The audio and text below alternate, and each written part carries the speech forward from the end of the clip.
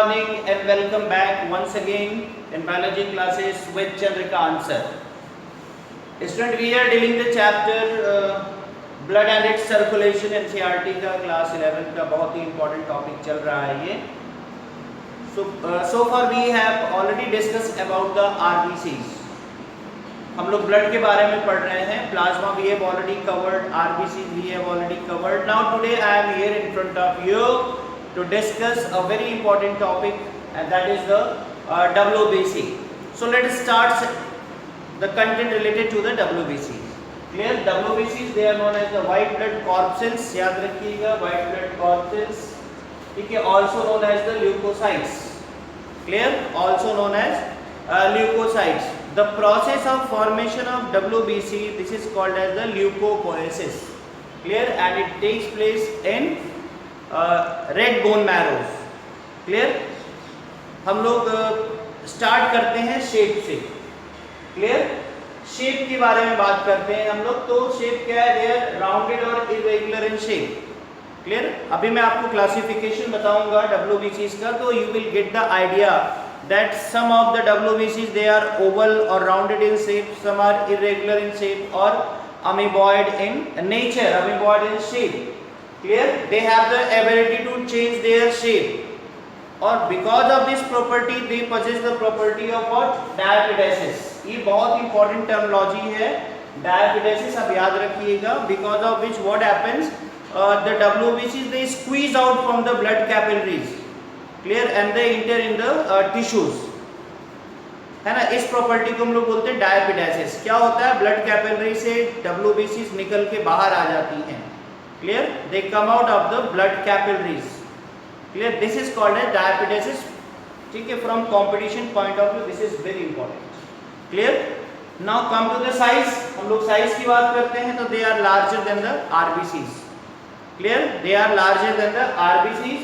And size ranges between 12 millimicron to 20 millimicron. This is the range of WBCs. आप देखोगे अभी neutrophil पढ़ोगे, basophil, स्नोफिल पढ़ोगे, मोनोसाइट, लिम्फोसाइट, ये सारी टाइप्स पढ़ोगे तो सबका रेंज जो होता है इसी के बीच में रहता है. तो the range, normal range is 12 to 20 millimicron. Clear? ये हो गई साइज की बात. क्लियर? और नंबर की बात हम करते हैं तो as compare to RBCs these are very less in number. यानी रेशियो जो होता है 1/600 आता है. क्लियर?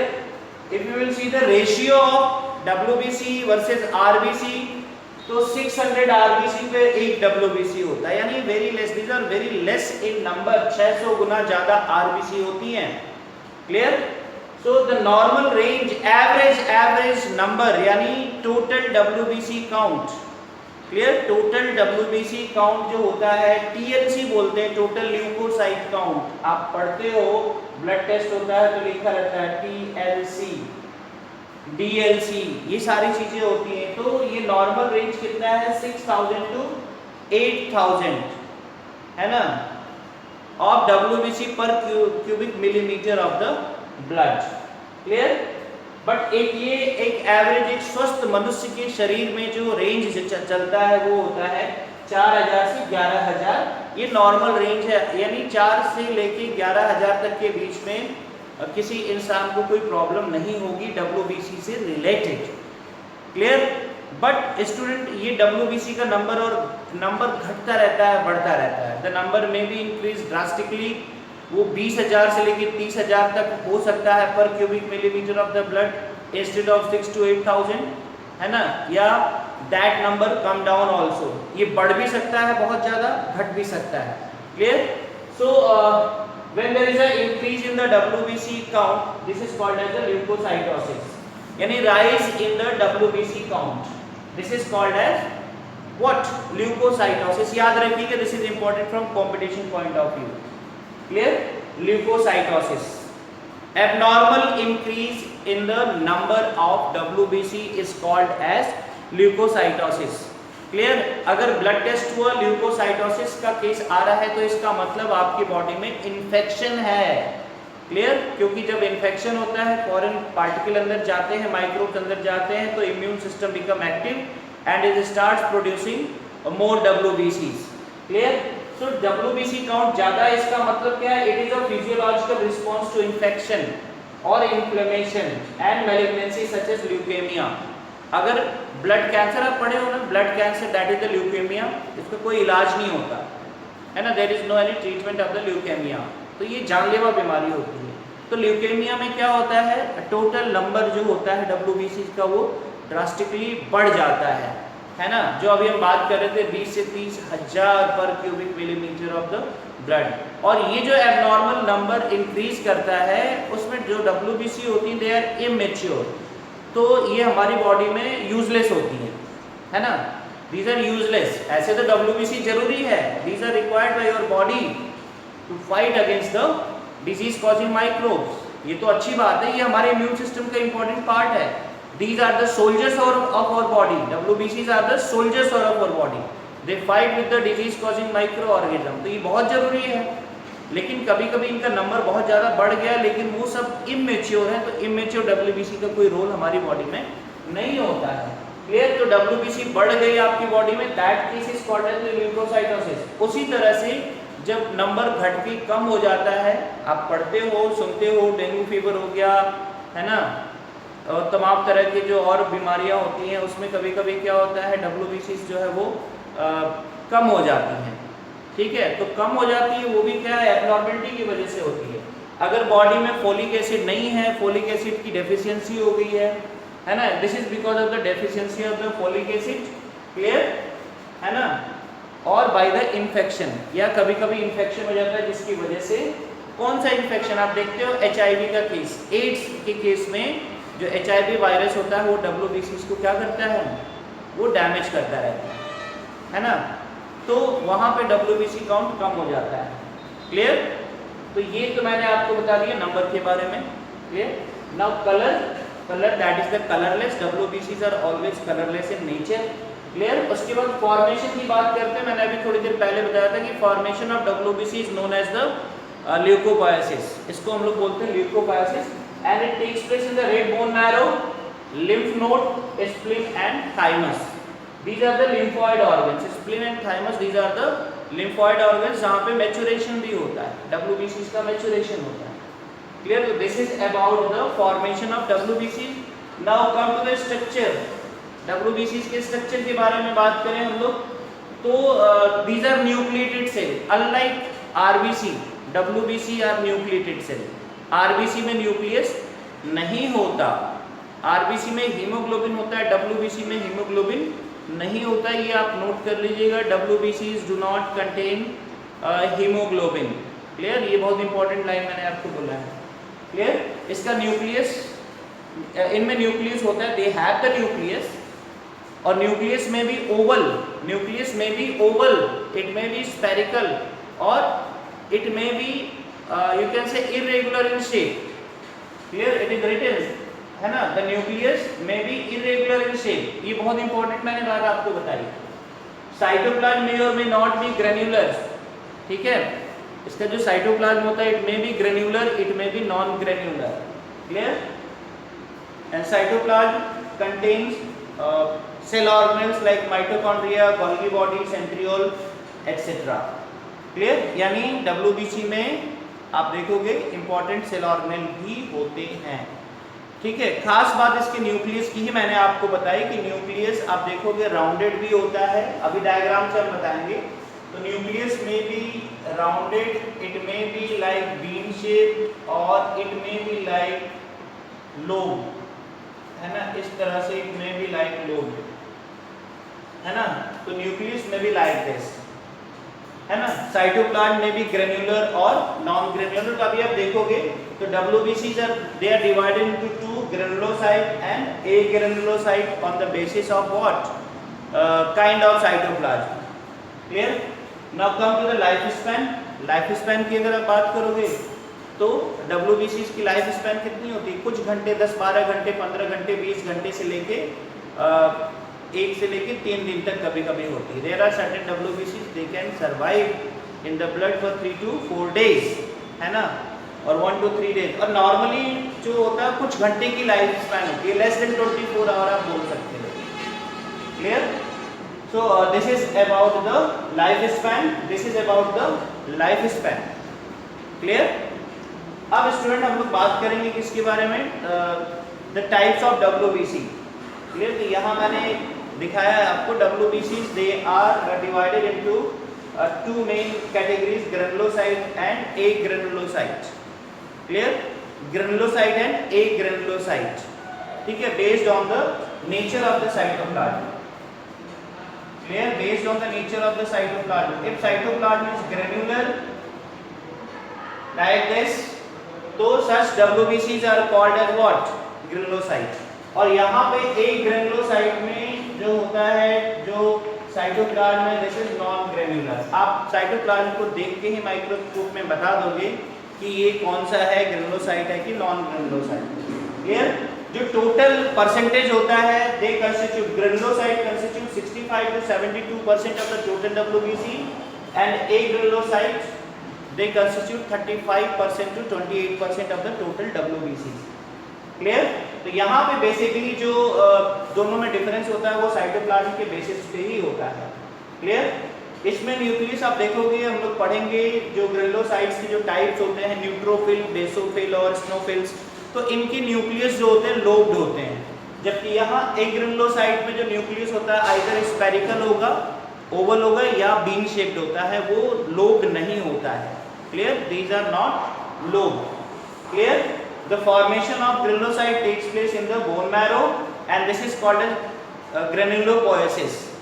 Clear? याद रखिएगा granulopoiesis. Although this is not given in NCERT, but this is important from other competitive examination.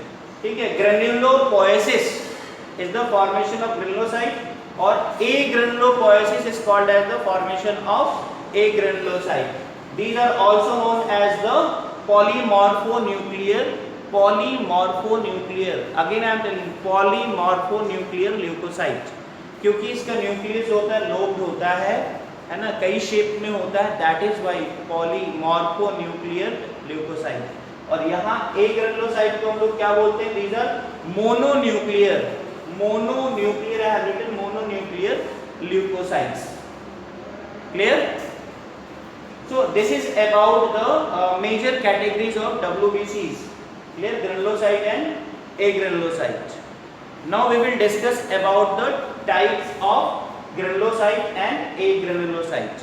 Till then you can take the photo of this chart. Clear?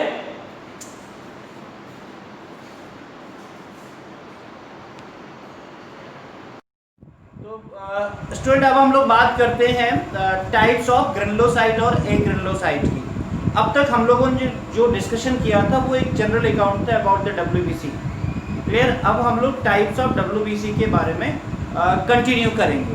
तो WBC as I have already told you, it is broadly categorised into granulocyte as well as the agranulocyte.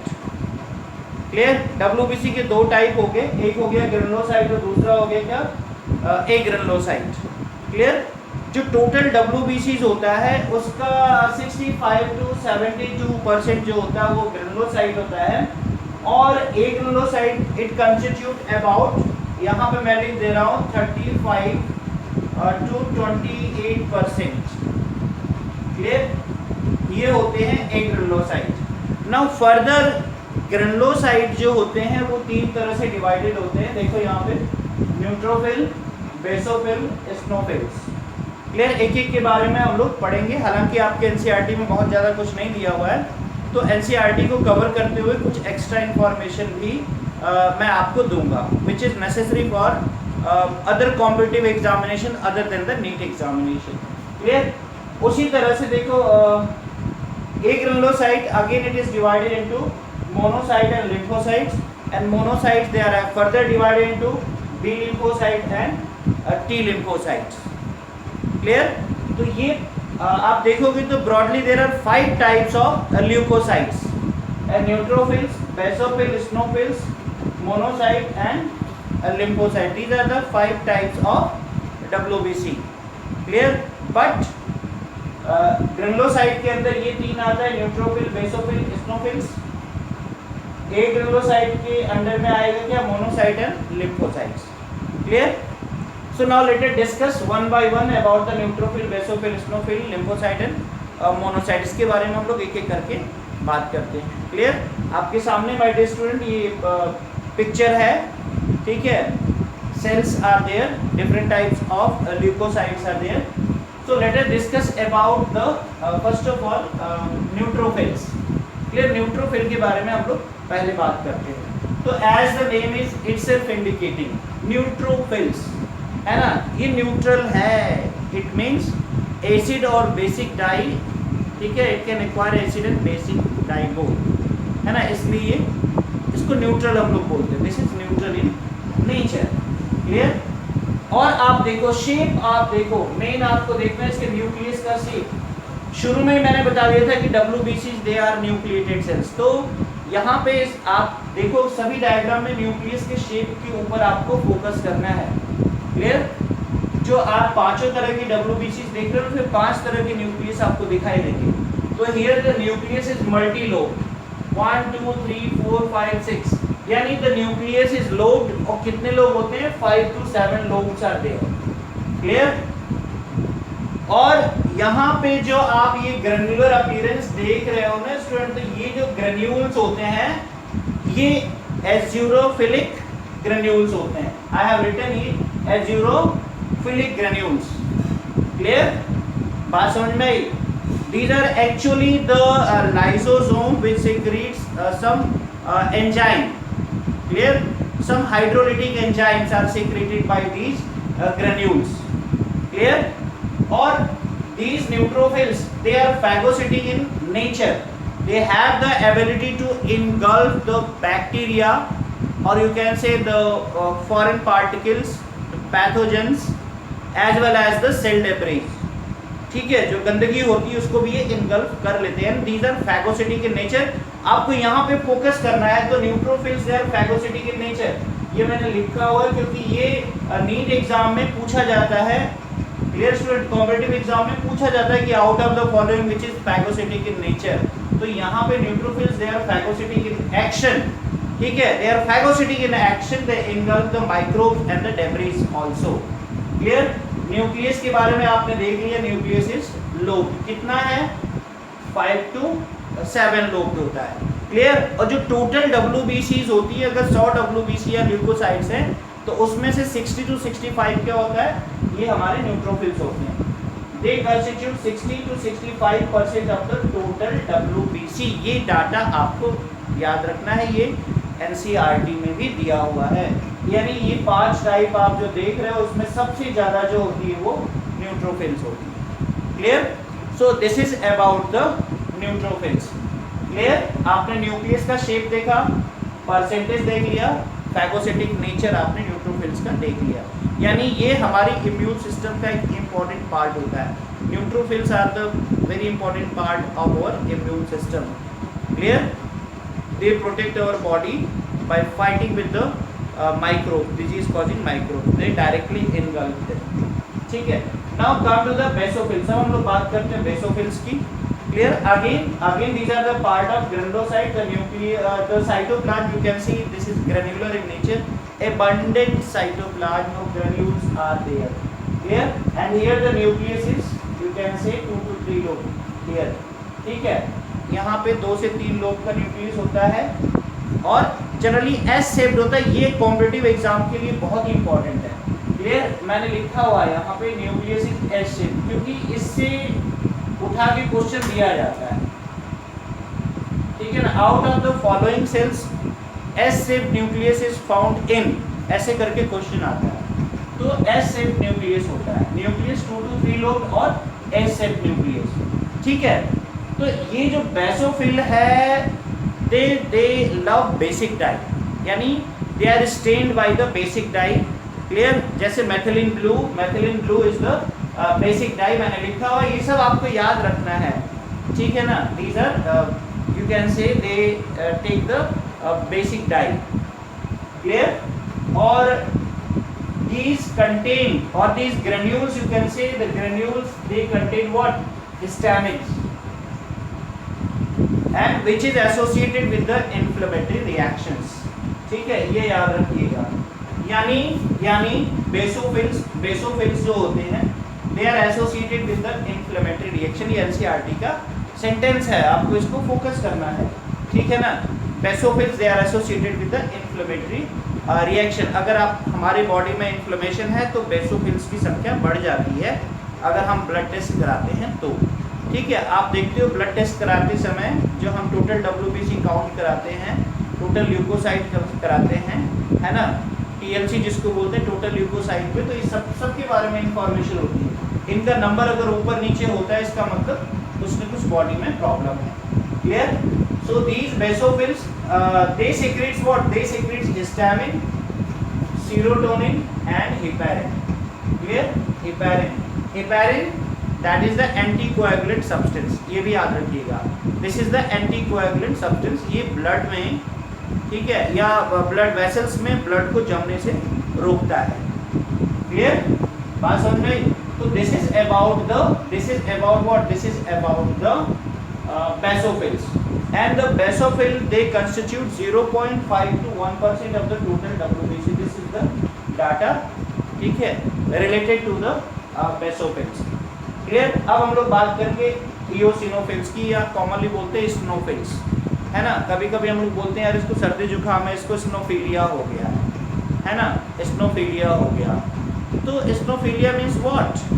स्नोफिल्स count बढ़ गए, सर्दी जुकाम हो रही है यानी something is wrong in the body, तो उस कंडीशन में स्नोफिल्स की संख्या बढ़ जाती है। क्लियर? सो लेट अस सी। तो यहाँ पे आप देखो न्यूक्लियस बाइलोब्ड है, the nucleus is bilobed. Bilobed nucleus किसका होता है? आप बताओगे स्नोफिल्स का होता है, ठीक है। ये एसिडोफिल्स भी कहलाती है, याद रखिएगा। स्नोफिल्स को हम लोग एसिडोफिल्स भी कह सकते हैं, ठीक है, acidophils, because they are stained by the acid dye. Clear? Eosin, they are stained by the acid dye, that is called as the eosin. ये मैंने लिखा है। Clear? They are stained by the acidic dye eosin. Clear? Nucleus is bilobed, slightly phagocytic in nature. fully नहीं, slightly, जितना phagocytic nature हमारे neutrophils का होता है उससे कम ही phagocytic nature जो होता है स्नोफिल्स का होता है, ठीक है। And they have antihistaminic property. यदि देखते हो छींक वगैरह जब होती है तो क्या होता है, हिस्टामिन्स जो होते हैं बढ़ जाते हैं, है ना, हिस्टामिन्स बढ़ जाते हैं। तो यहाँ पे आप देखोगे इनमें एंटीहिस्टामिनिक प्रॉपर्टी होती है। Clear? And these are associated with the allergic reactions, ठीक है। ये आप अंडरलाइन कर लीजिएगा, this you have to underline. Clear? These are associated with the allergic reaction because NCERT में जो words दिए हैं that you have to memorize. Clear? So snophils they are associated with the allergic reaction. The nucleus of the snophil it is bilobed. ये खास बात है। Clear? ये acidophils भी कहलाती हैं। Snophils are also known as the acidophils because they are stained by the acidic dye, and that acidic dye is nothing but it is the what? Eosins. Clear? Now let us discuss about the agranulocyte, types of agranulocyte. आप जानते हो the cytoplasm is what? It is agranular, non-granular, very fine, ठीक है। It is broadly categorized into monocytes and lymphocytes. Clear? There are two types of agranulocyte, monocytes and lymphocytes. Clear? तो monocytes के बारे में हम लोग बोलते हैं this is the largest among all the leukocytes. Clear? This is the largest cell और the largest leukocyte आप बोलते हो, ठीक है ना। And the size is about you can say 10 to 80 millimicron, and these are motile. These are motile in nature, they can move here and there, ठीक है, by itself they are motile in nature. Again I am telling you. Clear? और competitive examination के लिए जो important बात है वो इसके न्यूक्लियस का शेप है। आप देखो you have to see the nucleus is you can say bean shape और किडनी शेप। क्लियर? ये खास पॉइंट है, बहुत इंपॉर्टेंट पॉइंट है, ठीक है ना। सो बीन शेप न्यूक्लियस और kidney shape nucleus is found in which, ठीक है, चार ऑप्शन रहेंगे, सो आंख मूंद के आपको कहाँ पे टिक करना है, आपको मोनोसाइट के ऊपर टिक कर देना है। क्लियर? टोटल WBC का 6 to 8% जो होता है वो मोनोसाइट्स होते हैं। ठीक है, ये सारी बातें आपको याद रखना है। ठीक है, दे constitute monocyte constitute 6 to 8% of the total leukocytes. Clear? They are phagocytic in nature and they change. They sometimes change into what? मैक्रोफाजेज आप नाम सुने हो, एनिमल टिश्यूज का सुने होंगे। लूज कनेक्टिव टिश्यू जब पढ़ रहे थे तो वहाँ मैक्रोफाजेज होती है। ठीक है ना, macrophages they are very much important. सबसे ज़्यादा सेल्स हमारे बॉडी में मैक्रोफाजेज ही होती हैं। ठीक है, अगर हम लोग कनेक्टिव टिश्यूज की बात करते हैं तो क्लियर। तो these cells monocytes they change into macrophages and come into the tissues। ठीक है, उसके बाद नेक्स्ट जो पार्ट होता है दैट इज द लिम्फोसाइट्स, है ना। लिम्फोसाइट्स, मोनोसाइट्स के बाद बारी आती है किसकी, लिम्फोसाइट्स। मोनोसाइट में एक बार मैं फिर आपको बता दूं कि आप इसके न्यूक्लियस के शेप को फोकस करोगे। ठीक है, you have to focus on the percentage. 6 to 8% इसका जो होता है वो टोटल जो इसका कंस्टिट्यूएंट होता है, टोटल ल्यूकोसाइट्स का जो कंट्रीब्यूशन होता है उसमें मोनोसाइट 6 to 8% माना जाता है। Clear? Now lymphocyte it constitute 20 to 25% of the total leukocytes। Total leukocytes का 20 to 25% जो होता है वो लिम्फोसाइट्स होता है। ठीक है, these are smaller than, अगर आप कंपेयर करोगे तो these are smaller than the, you can say smaller than the monocytes। ठीक है, ये लगभग ये आप देखोगे, हम कह सकते हैं इसकी जो साइज होती है it is similar to that of the RBC की जो साइज होती है। These are smallest, ठीक है, among all the leukocytes। आप बोल सकते हो 7 to 10 मिलीमाइक्रोन is the size of lymphocytes। Clear? इसका न्यूक्लियस साइज के हिसाब से न्यूक्लियस ये बड़ा होता है, और यहाँ पे आप देखोगे साइज के हिसाब से न्यूक्लियस छोटा है। मोनोसाइट और लिम्फोसाइट का एक बेसिक डिफरेंस मैं आपको बता दूं कि मोनोसाइट का साइज बड़ा है बट न्यूक्लियस छोटा है कंपैरेटिवली। यहाँ पे लिम्फोसाइट में क्या है, साइज छोटी है बट न्यूक्लियस बड़ा होता है सेल के हिसाब से। क्लियर? ये बेसिक डिफरेंस है between these two. Clear? This is the basic difference, आप इसको याद रखिएगा। Monocyte they are larger than the lymphocyte. Clear? ये चीज तो याद रखिएगा आप। ठीक है, और दोनों के न्यूक्लियस का कंपैरिजन करें तो सेल के हिसाब से मोनोसाइट का न्यूक्लियस छोटा है, और इस सेल के लिम्फोसाइट में सेल के हिसाब से न्यूक्लियस बड़ा होता है, लार्ज होता है। ठीक है ना, एंड राउंडेड है, न्यूक्लियस इज राउंडेड। आप कहीं भी देखोगे कोई लोब नहीं है, कोई डिफरेंट शेप नहीं, केवल राउंडेड न्यूक्लियस होता है। और खास बात याद रखिए, these are non motile, lymphocytes are non motile and non phagocytic in nature. ये बहुत बड़ी बात मैंने आपको बोली है। ठीक है, this is very important point. These are non motile and non phagocytic in nature. Clear? This is very important point, याद रखिएगा आप। ठीक है, and they secrets antibodies help in healing also. Clear? यानी whenever there is the you can say infection of the microorganism in our body, so what happens, our immune system become active। ठीक है, and the lymphocytes they start secreting antibodies to protect the body। Class 12th में ये आप और अच्छे से पढ़ोगे, detail में पढ़ोगे। ठीक है, एंटीबॉडीज, ठीक है, these are secreted by the lymphocytes। Clear? And these lymphocytes are responsible for immune response in the body। These are responsible for immune responses in the body। So this is about what? This is about the lymphocyte। और एक last में बहुत important बात बता दूं, these lymphocytes are of two type, B lymphocyte and T lymphocytes। Clear?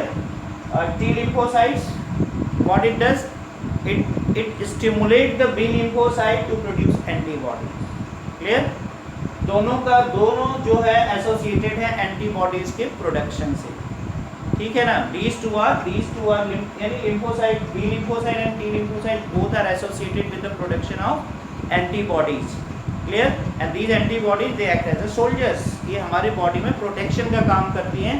These are protein actually, ये protein होते हैं जो एंटीजन से फाइट करते हैं। क्लियर? अगर कोई टॉक्सिन रिलीज कर रहा है माइक्रो ऑर्गेनिज्म तो उस टॉक्सिन को न्यूट्रल करने का काम हमारा एंटीबॉडी करता है। Antibodies are design in a specific way. ठीक है, this you have to study in class 12। Clear student? So I hope that you are able to now understand about the types of leukocyte. So these are the different types of leukocytes. ठीक है ना, आपको इन सब के बारे में focus करना है. इस डायग्राम को आप अच्छे से देख लीजिएगा, आप ड्रॉ कर लीजिएगा. Clear? You have to draw it on a separate paper. ठीक है, वीडियो पॉज करके आप नोट्स बनाइएगा. Clear? So whatever the content which are given in the NCERT, I have delivered here along with some extra content. Here percentage पे आप focus करिएगा. Neutrophil 60 to 65% होता है टोटल WBC. बेसोफिल 0.5 to 1% है. एस्नोफिल 2 to 3% होता है. ठीक है, मोनोसाइट 6 to 8% होता है. Total leukocytes and lymphocyte constitute 20 to 25% of the total leukocytes. Clear friends? So I hope that you have liked this session. So very soon I will come with another video related to the next topic, that is the lymph. Blood के बारे में हम लोगों ने पढ़ा. ठीक है, अभी ब्लड का फंक्शन हमको पढ़ना है. अभी ब्लड का फंक्शन जानना है. अभी हम लोगों को यू कैन से प्लेटलेट्स के बारे में जानना है. तो नेक्स्ट वीडियो में मैं आपको प्लेटलेट्स के बारे में बताऊंगा. ठीक है, और ब्लड का फंक्शन हम लोग डिस्कस करेंगे as well as the we will discuss about the function of the lymph. ठीक है, till then keep on watching my video. Clear? If you have not subscribed my channel, so you are requested to please subscribe my channel. Clear? Share my channel. Thank you very much. Have a nice day.